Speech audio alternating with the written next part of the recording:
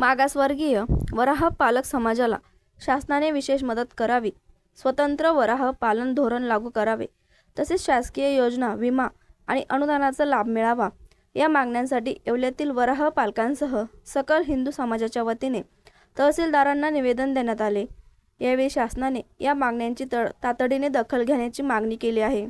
आज तहसीलदार साहेबांना आम्ही वराह पालाचं निवेदन दिलं। पूर्ण महाराष्ट्रामध्ये टोटल प्रत्येक वेगवेगळ्या समाज वराह पालनाचं निवेदन दिलं की आमचा हा वराह पालन हे पहिल्यापासून आमचे पूर्वजापासून चालू आहे आणि वराह हे कोणाचे उपद्रवी साधन नाही आहे। तर त्याच्यासाठी सरकारने आम्हाला वराह पालनासाठी कवच द्यावा, वराहासाठी आम्हाला अनुदान द्यावे।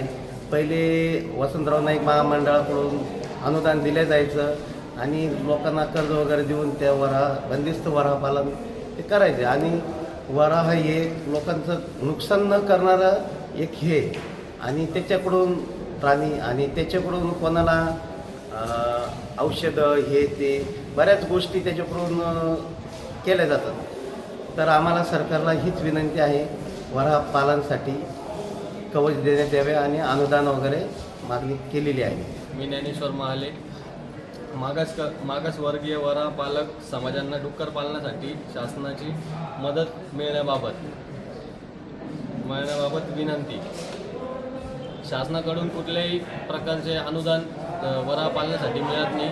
त्याबाबत आम्ही सकल हिंदू समाजाच्या वतीने व इतर 12-13 समाजांच्या वतीने आज तहसीलदार यांना निवेदन देण्यात आले की वराह पालनासाठी शासनाकडून अनुदान मिळण्यात यावे व त्यांना मदत करावी।